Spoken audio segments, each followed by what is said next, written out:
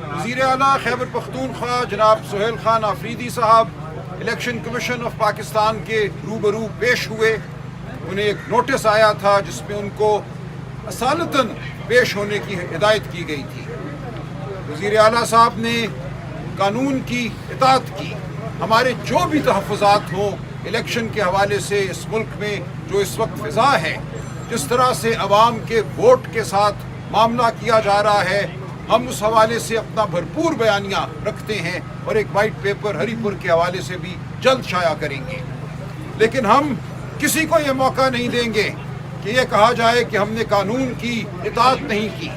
جو بھی قانون کا لفظ ہے ہم اس کی اطاعت بہرحال کریں گے.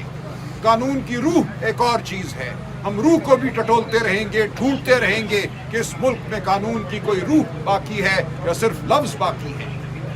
آج ہم نے ہمارے وکیل صاحب علی بخاری صاحب نے الیکشن کمیشن کے سامنے اعتراضات رکھے اس حوالے سے کہ دیگر لوگ جو اس الیکشن میں صوبہ خیبر پختونخوا میں جا کر گفتگو کرتے رہے، پنجاب سے جا کے جو وہاں گفتگو ہوئی، اس حوالے سے جو ہماری درخواستیں ہیں ان کو آج سماعت کے لیے نہیں لگایا گیا.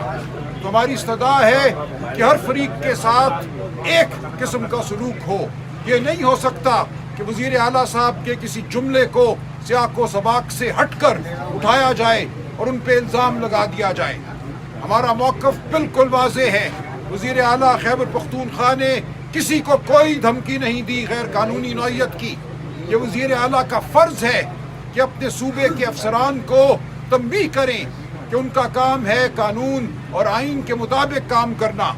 اگر کوئی قانون اور آئین سے ہٹ کر کام کرے گا تو اس کے خلاف آئین اور قانون کے تحت تعدیبی کارروائی وزیر اعلیٰ کا حق ہے، بلکہ وزیر اعلیٰ کا فرض ہے. اس سے زیادہ وزیر اعلیٰ صاحب نے کچھ نہیں کہا.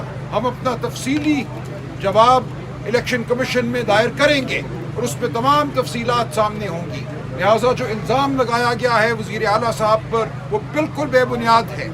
یہ بھی ہم نے الیکشن کمیشن کو بتایا کہ اسی نوعیت کی ایک درخواست صوبہ خیبر پختونخوا میں بھی زیر سماعت ہے. وہاں کی الیکشن کمیشن کی انتظامیہ نے بھی ایک نوٹس دے رکھا ہے. دو جگہ پہ ایک ہی حوالے سے کارروائی نہیں چل سکتی. یہ تمام قانونی نکات ہیں، لیکن موٹی بات یہ ہے کہ وزیر اعلیٰ صاحب نے کسی کو کوئی دھمکی نہیں دی. قانون کے حوالے سے بات کرنا، یہ کہنا کہ قانون پر عمل کرو ورنہ تمہارے خلاف کارروائی ہوگی، یہ کوئی دھمکی نہیں ہے. کسی صورت بھی الیکشن کے عمل میں دخل اندازی نہیں کی گئی. وزیر اعلیٰ صاحب ہری پور گئے تک نہیں. انشاءاللہ اس مرحلے سے بھی ہم سرخرو ہوں گے. آئندہ کے لیے وزیر اعلیٰ صاحب کی اصالتاً حاضری کو ختم کر دیا گیا ہے. آئندہ وزیر اعلیٰ صاحب کو یہاں پیش ہونے کی ضرورت نہیں ہے. تو باقی بات میں چاہوں گا کہ ہمارے دوست علی بخاری صاحب کریں، پھر وزیر اعلیٰ صاحب بات کریں گے.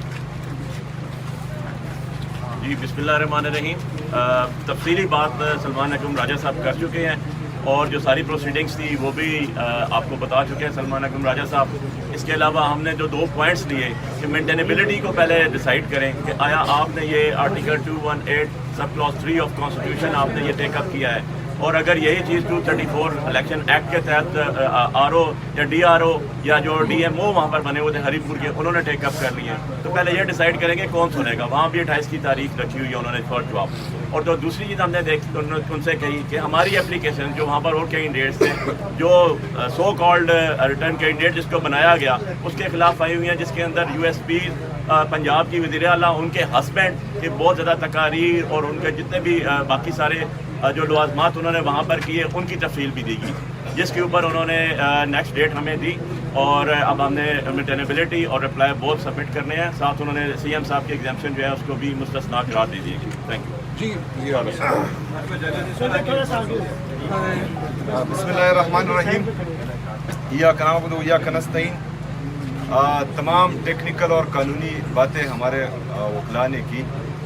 میں صرف اتنا کہنا چاہوں گا کہ میں کیونکہ جو نوٹس مجھے ملا ہے الیکشن کمیشن کی طرف سے، اس میں بھی یہ لکھا گیا ہے کہ میں نے جو تقریر کی وہ ایبٹ حویلیہ میں کی، اور دوسری بات کہ وہاں پر میں نے جو ہے آئین اور قانون کے دائرے میں کارروائی کا کہا ہے. اور میں نے پوری تقریر میں وہ سٹارٹ میں نے اس طرح لیا کہ اگر الیکشن میں دھاندلی ہوئی تو پھر ان کے خلاف قانونی کارروائی کی جائے گی. تو میرے خیال میں یہ غلط بات نہیں ہے, اور انشاءاللہ باقی جو چیزیں ہوں گی وہ ہمارے وکلاء دیکھیں گے, اور قانون کے مطابق جو ہے ہم آگے جائیں گے انشاءاللہ. وزیر اعلیٰ صاحب عمر ایوب صاحب کے مطابق تو دھاندلی پھر بھی ہو چکی ہے وہاں پر, عمر ایوب صاحب کے مطابق اچھا کیا کہیں گے اس پر جو مجھے اطلاع ملی ہے ہمارے پاکستان تحریک انصاف ہری پور کی طرف سے کینڈیڈیٹس کی طرف سے, جو پریزائڈنگ آفیسرز تھے وہ ہمارے گورنمنٹ خیبر پختونخوا کے تھے, انہوں نے فارم 45 ہر طرح کی پریشر کے باوجود جاری کیا.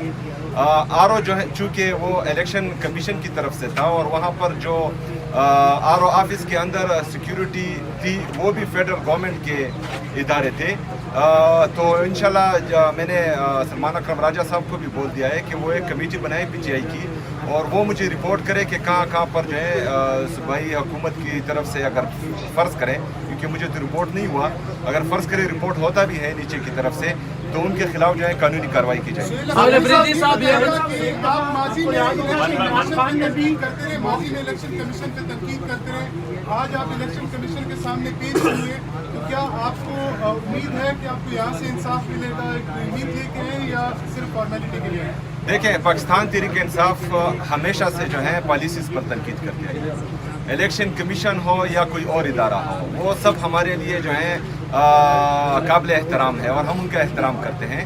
لیکن کچھ پالیسیز جو عوام کے نقصان میں عوام کو نقصان دیتی ہو, ملک کو نقصان دیتی ہو, اس پر پہلے بھی تنقید کی ہے اور انشاءاللہ اس کے بعد بھی. سہیل صاحب پی ٹی آئی کے لیے کہہ رہی ہے, لیکن کل پیپلز پارٹی نے بھی الزام لگایا کہ وہاں پہ دھاندلی کی گئی ہے. پیپلز پارٹی سے معذرت کی تھی, تو آپ کیا سمجھتے ہیں کہ یہ ایسا کیس ہے کہ آپ بھی اگر جواب دے دیتے کہ مجھ سے غلطی ہوگی تو معاملہ رفع دفع ہوگا؟ جی غلطی تو نہیں ہوئی, اور ہم جواب فائل کریں گے انشاءاللہ تعالیٰ, اس کے بعد دیکھیں گے. جیسے پہلے آپ نے بتایا پریزائڈنگ آفس کے اور آر او کے فارم 45 مختلف ہیں. جی وہ جو امیجز اور ثبوت آئے ہیں تو اس میں کلیئر دکھائی دے رہا ہے کہ فارم 45 پر پولنگ ایجنٹس کے سائن بھی ہیں اور پریزائڈنگ آفیسرز کے سائن بھی ہیں. پولنگ ایجنٹس جو ہیں دونوں کینڈیڈیٹس کے تھے, ایک کی بھی تھے دوسرے کی بھی تھے, ان کے سائن موجود ہیں. لیکن جو آر او آفس سے ٹی وی پر جو فگرز آ رہی تھی تو اس میں فرق ہے. یہ بتائیے گا کہ آپ کا جس حلقے میں ایک ہری پور کی حکومت ہوتے ہوئے آپ کی جارحانہ پالیسیز اسی طرح جاری رہیں گی. عمران خان کی رہائی ایک طرف ہے, دوسری طرف آپ الیکشنز آ رہے ہیں, تیسری طرف گورننس ہے, تو آپ کی ترجیحات کیا ہیں؟ مستقبل میں لوگوں کو کیسے سیٹسفائی کریں گے اپنے صوبے کے, جبکہ دوسری جانب مریم نواز دن رات ڈیولپمنٹ کا کام کر رہی ہے؟ اچھا, سب سے پہلے تو ہماری کوئی بھی اننگ جارحانہ نہیں ہے. تمام اننگز ہمارے جو ہیں آئینی اور قانونی ہے, اور آئین اور قانون کے مطابق جو ہے ہم حق اور سچ بات کر رہے ہیں. کسی کو جارحانہ لگ رہا ہے, کسی کو تلخ لگ رہا ہے, تو انشاءاللہ تعالی ہم آئین اور قانون کے مطابق بات کریں گے. یار اس نے جو ہے فل ٹاس دیا ہے, چکا مارنے دیا. اچھا, دوسری بات جو پنجاب کی وزیر اعلیٰ وہاں پر کر رہی ہے, تو میں اپنے تمام میڈیاز کے لوگوں سے کہتا ہوں, بار بار کہتا ہوں کہ ہم بھی چاہتے ہیں کہ ہم وہاں ترقی کریں, تو ہمارے ساتھ امتیازی سلوک نہ کیا جائے. جو 3000 ارب روپے سے زیادہ ہمارا وفاق پر واجب الادا رقم ہے وہ ہمیں دے, تاکہ وہاں پر جو ہے ہم مزید ترقی کریں. وہاں پر ترقی ہو رہی ہے, اسی وجہ سے خیبر پختونخوا کی عوام تیسری دفعہ جو ہے وہ عمران خان کو ووٹ دے رہی ہے. بتائیے گا کہ تیاریاں کیا ہے اور تحریک کا جو آغاز کرنے جا رہے ہیں اس حوالے سے بتائیے گا. وہ جو ہے سلمان اکرم راجہ صاحب سے ابھی میری بات ہو رہی تھی, تو وہ میرے خیال میں اناؤنس کرنے لگے ہیں 26 تاریخ کے حوالے سے. تو جو پارٹی ڈیسائیڈ کرے گی انشاءاللہ اس کے مطابق جو ہے ہم کریں گے, اور آلریڈی جو ہے ڈیسائیڈ بھی ہے 26 صاحب یہ بتائیے قرار دیا گیا تھا, ابھی تک یہ آپ ڈیسائیڈ نہیں کر سکے کہ آپ T20 کے ہیں, سپر 6 کے ہیں, ون ڈے کے ہیں. یہ عمران خان کی رہائی کے لیے آپ کب تک تحریک چلائیں گے؟ علی امین گنڈا پور صاحب پر پارٹی کے جتنے مرضی اعتراضات, لیکن وہ تحریک چلاتے رہے ہیں. تحریک ہماری بھی چل رہی ہے, اور یہ انشاءاللہ تعالیٰ آگے بھی جائے گی, اور آپ کو نظر آئے گا. عوامی پریشر مجھ پر نہیں, اوپر ہے.